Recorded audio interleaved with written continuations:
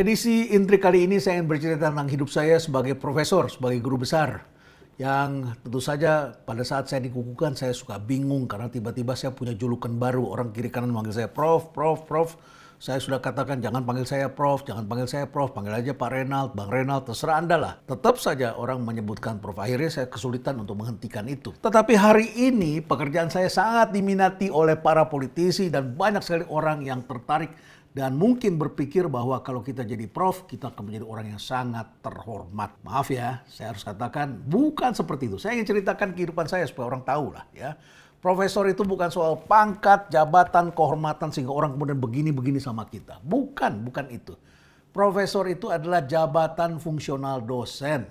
Bukan orang berkepala botak yang setengah linglung yang kemudian ahli segala-galanya. Kita hidup dalam peradaban incomprehensible yang artinya nggak lengkap ilmu kita. Semua orang sekarang menjadi spesialis atau super spesialis atau menjadi subspesialis begitu ya. Gimana kita mau memahami sesuatu dengan lengkap? Ilmu semakin banyak, pengetahuan kita semakin sepotong-sepotong. Anda jadi politisi juga barangkali ya nggak lengkap juga kan? Nggak ada orang yang lengkap semua. Dan profesor itu bukan orang yang lengkap seperti dalam komik Tintin. Anda masih ingat kenapa saya sebutnya orang berkepala botak? Ya saya syukuri saya tidak botak rambut saya. Tapi zaman sekarang kan banyak orang yang bisa implan, bisa dicat dan sebagainya. It's okay lah ya. Tapi kenapa gambarannya dulu adalah pria berkepala botak? Karena untuk menjadi guru besar itu harus mumpuni dalam ilmunya. Harus benar-benar orang yang menguasai ilmunya. Dan sebagian besar pria ternyata di usia lanjutnya itu memang berkepala botak. Sebagian besar ya. Apa yang dikatakan oleh Tintin sebagai profesor kalkulus itu adalah mitos, itu adalah cerita. Sebagian kecil dari profesor kira-kira memang seperti itu. Tapi profesor ini adalah sekali lagi jabatan fungsional akademik. Dan harus dititi karirnya dari bawah. Saya itu dulu dari asisten. Asisten ini belum menjadi PNS. Belum bisa dulu dapat gaji resmi dari pemerintah. Honor saya Rp30.000. Padahal saya jadi wartawan di salah satu grup besar, saya dapat 125.000. Jadi 30.000 ini per bulan, saya dibayar 6 bulan sekali di rapel, jadi saya bisa traktir teman-teman. Waduh, hidupnya tidak memadai, ya 30.000. Sampai kemudian kami ikut bagaimana supaya bisa jadi PNS. Itu mesti tunggu dulu, ada senior yang pensiun, kemudian saya diberitahu saya bisa pakai itu. Itu pun ribut, karena yang rebutan banyak sekali. Kalau tidak jadi PNS dulu, tidak ada itu. Jabatan kemudian dengan kepangkatan lokal yang diberikan oleh universitas. Dulu semuanya pegawai negeri. Kenapa pegawai negeri? Karena nanti di atasnya yang memberikan gelar tertinggi kita profesor itu adalah presiden. Presiden dulu. Maka dulu banyak orang yang menjadi profesor itu adalah yang mempunyai jabatan di Binagraha, dekat dengan presiden. Apakah jadi menteri ataupun jadi pejabat-pejabat setingkat menteri atau sekretarisnya. Nanti kemudian surat pengajuannya lewat kementerian ditaruh di lembar yang atas presiden pagi-pagi tanda tangan. Nah dulu seperti itu.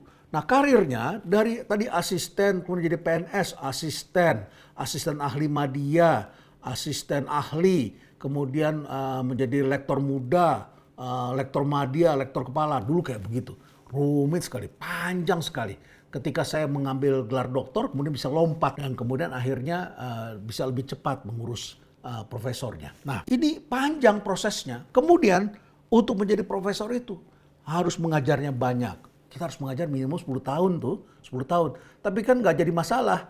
Karena Anda ketika menjadi lektor atau lektor kepala saja barangkali sudah 20 tahun tuh. Kalau benar-benar Anda berada di kampus.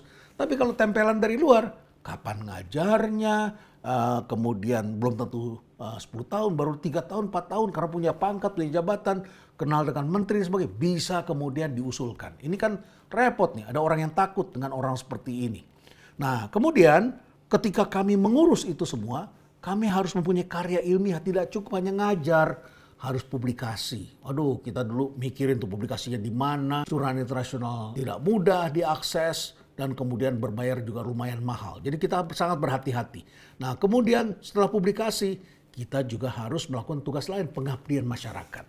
Setelah jadi profesor, ada pengukuhan. Nah nanti saya cerita bagaimana pengukuhan dilakukan. Setelah pengukuhan, orang baru boleh manggil kita prof, tapi kita punya kewajiban. Ngajarnya tidak cukup hanya ngajar itu saja. Harus menjadi promotor atau ketua penguji untuk bimbing disertasi. Karena untuk disertasi ini tidak mungkin kan dilakukan oleh orang yang tidak pernah menulis disertasi dan diuji orang lain. Jadi harus seorang doktor dan kemudian lebih baik lagi bergelar profesor, kemudian bimbing calon doktor. Tidak cukup hanya bimbing calon doktor, dia juga harus membimbing calon profesor. Memeriksa, mereview, melihat karya ilmiahnya. Kemudian setelah itu juga memberikan masukan-masukan, dibimbing orang itu. Dilihat bukan cuma kualitas akademiknya, tetapi juga kecerdasan emosionalnya, sosialnya. Karena ini memimpin masyarakat dan nanti bisa memberikan penjelasan kepada masyarakat. Nah, kemudian profesor juga harus mengedukasi publik. Mengedukasi publik, terlibat dalam persoalan-persoalan publik untuk mengatasi kesimpang siuran dalam masyarakat. Ada pandemi, ada profesor terpandang yang memberikan pandangan.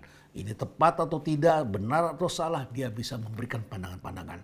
Saya, dalam bidang saya, kapasitas saya menjadi panitia seleksi untuk memilih pimpinan KPK. Generasi kedua kalau tidak salah ya. Kedua, ketiga, keempat, saya pernah melakukan itu. Bukan yang sekarang. Kemudian menjadi anggota pansel untuk menyeleksi Dewan Penasehat di KPK. Juga pernah kami lakukan. Dan macam-macam lagi hal-hal lain. Kami melakukan pekerjaan-pekerjaan yang kadang-kadang menantang bahaya dan kadang-kadang membuat orang marah kepada kami. Ketika kami beritahu sesuatu, padahal orang itu sehari-hari ketemu dengan kami. Dan kadang-kadang mereka ngotot, kenapa sih nggak ngomong sama saya? Anda ngomongnya kepada publik, saya juga punya kewajiban untuk bicara kepada publik. Jadi pekerjaan sebagai guru besar itu memang adalah terkait dengan kepentingan masyarakat, tetapi berbasiskan ilmiah, bukan berbasiskan mitos. Sekarang saya cerita bagaimana pidato pengukuhan dilakukan. Pidato pengukuhan dilakukan, sebelumnya dilakukan inaugurasi. Memang seru sih, tamunya banyak, ada pejabatnya, ada bunga banyak, setelah itu ada makan-makan. Ya kita harus keluarkan uang juga. Pidato pengukuhan di Indonesia itu memang lumayan mahal untuk menjadi guru besar. Tetapi dilakukan di kampus, bukan dilakukan di hotel, di ballroom yang besar, bukan, di kampus dengan dihadiri oleh guru besar yang mengantarkan kita menjadi guru besar. Jadi senang sih kita diantarkan oleh para senior kita dan merasa sedih sekali kalau senior nggak ada yang hadir, tandanya kita nggak dapat dukungan begitu ya. Jadi saya hubungi mereka, saya minta nasihat mereka dan mereka memberikan nasihat akademik. Dan kemudian setelah itu kita lakukan seremoninya. Dan di meja itu saya diberitahu pada saat inaugurasi ada air putih 1 gelas dan ada tisu. Dan disampaikan kalau nangis, sedih, maka minum air putih dan ini ada tisunya untuk membersihkan air mata. Dan ternyata benar hampir semua guru besar yang pidato pengukuhan menangis. Ada rasa bahagia besar dan menyebutkan nama-nama orang-orang yang berjasa dalam hidupnya. Pada almarhum orang tua, mertua, kerabat, anak, dan lain sebagainya. Semua ditumpahkan di situ pada saat orang menyampaikan pidato pengukuhan guru besar. Saya juga mengundang mantan guru saya yang telah mendidik saya dalam satu proses yang luar biasa. Yaitu guru kelas 5 SD saya yang membuat saya tidak naik kelas. Saya sengaja mengundang dia, saya tidak malu menceritakan itu, karena itulah guru yang telah membentuk saya. Pada saat saya kelas 5 SD, saya menderita dan saya marah, saya kesel sekali. Tapi justru dari situlah saya belajar tentang kehidupan di usia yang masih sangat muda. Saya mengajak orang tua saya di sana, tapi saya tidak menangis lagi karena saya sudah dihambat 5 tahun untuk menjadi guru besar. Ngumpulin kumnya susah, dan kemudian ada saja suara-suara yang mengganggu, menghambat. Persaingan di antara para dosen sangat ketat sekali. Dan setelah itu kemudian kita harus cari lagi siapa di kementerian yang bisa bantu kita agar surat pengajuan kita tidak ditaruh di bawah terus. Karena ada orang lain yang naikin lagi ke atas, punyanya dia. Dan orang-orang itu adalah orang yang dekat dengan administrasi di pemerintahan. Jadi saya harus cari juga supaya kertas saya, berkas saya jangan dibawa terus. Karena di bawah ini bisa bertahun-tahun dulu. Maka kemudian berkat bantuan seseorang bisa dinaikkan sedikit ke atas dan akhirnya ditandatangani. Nah, prosesnya panjang, berliku-liku, bahkan di-review oleh Dewan Guru Besar. Dewan Guru Besar mengangkat sejumlah reviewer, ada peer review, kemudian kita dibawa ke universitas, direview lagi. Walaupun sudah dipublikasi di jurnal, masih aja direview. Nah, tapi sekarang kelihatannya menjadi lebih rasional. Orang sadar betul kalau sudah ada peer review dari jurnal, buat apa lagi diperiksa lagi terlalu lama. Nah, akhirnya dibawa ke kementerian. Di kementerian ternyata kementerian pun tidak percaya juga sama kampusnya. Disediakan lagi dosen-dosen dari beberapa perguruan tinggi. Catatan saya, tidak semua dosen-dosen di sana lebih pandai dan lebih bagus daripada dosen yang sedang mengajukan proposal atau karya-karyanya untuk menjadi guru besar. Tapi mereka berkuasa dan mereka bisa mengatakan ini tidak tepat, jurnalnya salah. Padahal sudah dimuat oleh jurnal internasional, sudah diperiksa oleh profesor-profesor yang bagus di kampusnya masing-masing. Dan orang itu belakangan disebutkan namanya di bocor alus Tempo. Kesel saya, agak marah saya melihatnya. Orang seperti itu mempersulit kami, tapi mereka ternyata meloloskan orang-orang yang diributkan oleh masyarakat. Politisi, orang yang sekolahnya tidak jelas, tapi bisa jadi guru besar. Ini kan ketidakadilan, ada sesuatu yang tidak benar dalam hal-hal seperti ini. Saya minta nama-nama yang disebutkan di bocor alus sebaiknya diperiksa kembali, direview kembali, demi menjaga martabat dan reputasi kehormatan pada semua hal ini. Baiklah, saya sudah cerita tentang bagaimana menjadi guru besar tidak mudah. Tapi guru besar bukanlah pangkat dalam arti untuk dihormati orang seperti kita punya pangkat jenderal. Tapi ada kemiripan. Karena guru besar itu adalah jabatan fungsional dosen, ya, bukan jabatan pemberian. Kalau pemberian itu cukuplah diberikan oleh kampus namanya doktor honoris causa, sampai doktor saja. Seseorang yang berbakti, yang memimpin perusahaan, melakukan inovasi, keberhasilan, yang melakukan perdamaian dunia, mengabdikan hidupnya untuk kemanusiaan dan pengetahuan, bisa diberikan doktor kehormatan di kampus kita. Walaupun dia sudah bergelar doktor di tempat lain. Kita memberikan doktor kehormatan karena kita menghormati orang itu dan dia memberikan kontribusi. Sekaligus kita harapkan dia memberikan lecture di kampus kita. Itulah doktor kehormatan. Jadi sama saja seperti misalnya Anda ikut di pendidikan di Akademi Kepolisian atau Akademi Militer di Akmil, kemudian Anda mulai karir di paling bawah, kemudian setelah itu pangkatnya naik, impiannya apa? Jadi jenderal. Dosen juga begitu, impiannya jadi profesor. Nah di Amerika semua orang bisa diangkat menjadi profesor asal memiliki gelar doktor, kemudian juga mengajar di kampus itu. Semua dipanggil profesor, cuma bedanya dia dapat tenure atau tidak tenure. Tenure itu adalah diangkat tetap, dan setelah itu dia bisa seumur hidup bisa memakai gelar itu, dan kemudian dia digaji oleh kampusnya. Kalau di Indonesia, profesor pensiunnya 70 tahun, ya, kalau PNS biasa umur 58 tahun, kalau eselon 1 bisa sampai 60 tahun, dan bahkan ada yang sampai 65 tahun. Tapi profesor 70 tahun pensiunnya. Sekarang kita lihat tentang kelucuan-kelucuan yang terjadi di negara kita tentang profesor. Kelucuan pertama adalah kita memberikan namanya profesor kehormatan. Profesor kehormatan. Ini peraturan menterinya keluar 2012 dan diberikan pertama kali tahun 2014 kepada orang yang memiliki jabatan tertinggi di Republik ini, yaitu Presiden. Presiden Susilo Bambang Yudhoyono. Memang Pak SBY ini sudah bergelar doktor dan kemudian diminta juga untuk mengajar. Tapi saya tidak tahu apakah masih mengajar terus. Tapi kan sejatinya diberikan pada orang yang dari dulu mengajar begitu ya, profesor kehormatan. Atau barangkali juga pernah ITB juga memberikan profesor dari negara lain menjadi profesor kehormatan. Nah, yang dilakukan oleh ITB adalah orang-orang itu adalah profesor di negaranya, di kampusnya masing-masing di luar negeri. ITB memerlukan keilmuannya. Di kampus itu diberikan jabatan sebagai profesor selama mereka berada atau bekerja di ITB dan memberikan pengajaran bimbingan kepada mahasiswa. Jadi dia sudah profesor, bisa seperti itu. Atau yang sedikit agak loose tapi oke juga, orang sudah punya gelar doktor, sering mengajar di kampus itu, terus kemudian universitas menawarkan, Bapak berjasa pada kami usulkan, dibentuklah tim. Dibentuk tim, kemudian diusulkan, dia punya juga karya ilmiah dan lain sebagainya, maka kemudian dia bisa menjadi profesor kehormatan. Ya masih oke juga, walaupun di dunia tidak dikenal. Tetapi di Indonesia ini kesannya menjadi sesuatu demi kehormatan begitu. Sensasi kehormatannya luar biasa, bukan aspek profesornya. Jadi lebih kepada sensasi kehormatan. Sensasi kehormatan itu jadinya apa ya? Jadi seperti dibuat-buat begitu, dan seakan-akan kalau dia mempunyai panggilan prof dia merasa lebih percaya diri. Ini kan sama saja dengan persoalan-persoalan lainnya. Nah yang kedua adalah sudah gelarnya profesor, gelarnya panjang sekali ditulis semua. Nah demikian pula kalau sudah jadi profesor, nggak usah lagi kita pajang tuh gelar kita yang panjang-panjang. Ada dokter, kemudian PhD, kemudian juga ada masternya. Kan di luar negeri ada tuh double degree. Kita bisa lulus 2 sekaligus, MBA dan MCom atau MBA dengan MS. Jadi dipajang semua tuh MBA, MS, terus kemudian dipasang lagi gelar yang lain, bahkan juga sertifikatnya dipasang, sarjananya juga dipasang. Panjang sekali. Sehingga akibatnya membuat orang yang mengirim undangan kita ke rumah ketika dia ingin mantu, selalu ada tulisan di bawahnya. Mohon maaf, kalau kami salah mencantumkan nama atau gelar Anda. Bayangkan coba. Saya tanya, kenapa sih harus begitu? Oh, kami tidak main-main, kata WO-nya. Soalnya sering sekali orang protes gelarnya nggak lengkap. Wow, harus lengkap ya gelar itu. Sudahlah, kalau Anda doktor, cantumkan saja Anda doktor. Gak usah cantumkan yang lain-lain di belakangnya. Gelar yang banyak itu tidak membuat Anda menjadi lebih dihormati. Sama saja, kalau ingin lebih dihormati, dasarnya cuma satu, yaitu bagaimana kita berperilaku kepada orang lain. Bagaimana kita menghadirkan atau melahirkan orang-orang yang lebih hebat dari kita. Bagaimana kita mengedukasi, bagaimana kita mendidik, bagaimana kita memberi. Intinya memberi begitu, bukan intinya minta. Ini berbeda sekali.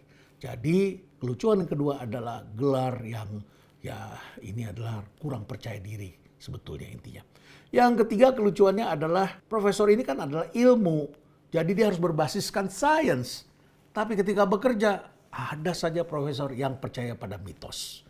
Kalau dia tidak percaya, coba kita lihat ada seorang profesor yang jadi menteri agama. Ini kejadian pada awal tahun 2000-an ketika kemudian dia diberitahu oleh seseorang ada harta karun di bawah situs batu tulis.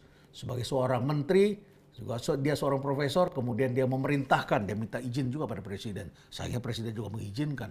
Kemudian dia melakukan penggalian. Tentu saja masyarakat marah. Mitos, jangan-jangan dasarnya mimpi, nasihat orang, dapat dari mana. Dia tidak bertanya pada arkeolog, dia tidak bertanya pada saintis. Dia berdasarkan mitos yang dia pegang itu, kemudian dia perintahkan lakukan penggalian.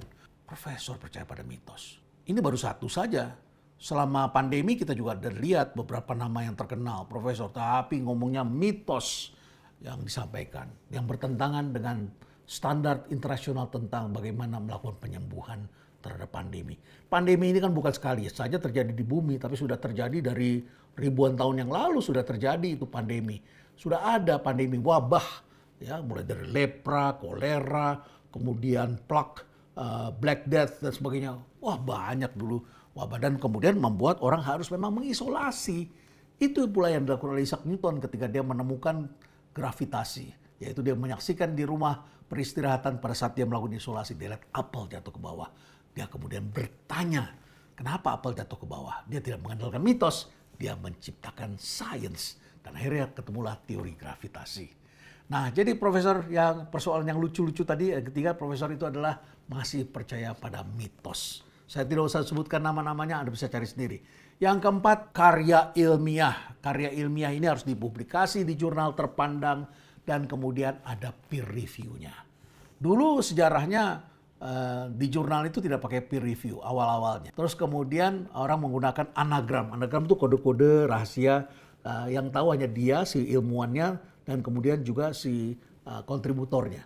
Ya, dulu misalnya keluarga Medici memberikan dana untuk melakukan riset kepada katakanlah Kopernikus dan lain sebagainya. Nah, kemudian hasilnya, kajiannya dia tentang pusat tata surya itu diserahkan kepada sponsor dan hanya dia yang tahu. Ketika nanti ada orang lain yang klaim bahwa saya menemukan bahwa pusat tata surya itu adalah matahari bukan bumi, maka dia bisa tunjukin ini anagramnya. Saya tulis pada tahun berapa, kurang lebih begitu. Nah, sekarang jurnal ilmiah itu ada peer review-nya. Jadi lembaga yang mengeluarkan jurnal itu menentukan board of editornya siapa. Jadi ada orang-orang terpandang yang menjadi editor, kemudian editor melihat, dan kemudian setiap karya ilmiah diperiksa oleh peer review. Peer itu adalah teman-teman sejawat yang sama-sama masyarakat ilmiah ada di berbagai kampus, dikirim naskahnya, kemudian mereka baca, mereka memberikan review. Dan kemudian setelah itu kita kasih keterangan. Oleh karena itu, setiap karya ilmiah yang mereka anggap bagus, kita dapat review, ada catatan-catatan, diminta lengkapi ini, kaji ini, lebih baik ada ini, kita perbaiki. Tentu ada yang ditolak karena tidak sesuai, tapi kita usahakan karena ada review dari banyak orang lain, sehingga kemudian secara objektif bisa dibaca orang lain, dimuat karena apa? Karena lolos seleksi. Nah, di Indonesia tadi sudah saya sebutkan, di Indonesia direview oleh banyak orang. Pertama direview dulu oleh Dewan Guru Besar di fakultas, kemudian ada junior-junior juga yang mereview, memberi catatan-catatan, kemudian di universitas direview lagi, padahal kan udah dimuat di jurnal, masih direview lagi tuh. Dan kemudian sampai juga ke Kemendikbud, di Kemendikbud kemudian direview lagi oleh orang-orang yang kita nggak tahu mereka basis akademiknya di mana. Dan kadang-kadang yang diangkat juga dari kampus-kampus yang Aduh, sorry to say deh ya. Dan nama-nama itu kemudian diungkapkan oleh Tempo di Bocor Alus. Kaget saya karena saya tahu beberapa nama itu orang yang mempersulit calon profesor di tempat kami. Saya minta Kemendikbud serius, orang-orang seperti itu ditelisik dan sebaiknya diganti, dicari. Kalau perlu mereka taruhlah orang-orang yang bijak, bukan orang-orang sok pinter di sana. Yang bijak apa? Dia tinggal lihat ini sudah dimuat di jurnal, jurnalnya sesuai, jurnalnya bukan abal-abal, maka dia berhak. Cuman itu aja, jangan periksa macam-macam lagi karena itu sudah diperiksa di bawahnya. Nah, apa yang terjadi? Kemudian kelucuan berikutnya adalah Tempo menemukan ternyata banyak sekali orang yang direview oleh Tempo yang menimbulkan kasus itu adalah orang-orang yang menerbitkan di jurnal Predator. Apa sih jurnal Predator? Jurnal Predator itu adalah jurnal yang kerjanya makan uang, makan nih Predator. Misalnya gini, saya kasih contoh Anda ya. Saya pernah lihat di Muir itu ada ikan salmon ya di California. Itu dia pulang mudik ke tempat dia dilahirkan. Jadi setelah dia agak besar, kemudian dia kan pergi ke Pasifik, besarnya di lautan. Di Pasifik, nanti kalau dia mau bertelur, mau melahirkan, dia balik lagi ke tempat dia dilahirkan. Naik air terjun, naik dam, segala macam. Itu dia berjuang tuh. Nah, di perjalanan ada predator yang makan dia, yaitu beruang. Ya, beruang coklat ini sudah menunggu pengen makan dia begitu ya. Nah, sampailah dia ke sana. Agak berbeda dengan predator Indonesia, ikan gabus.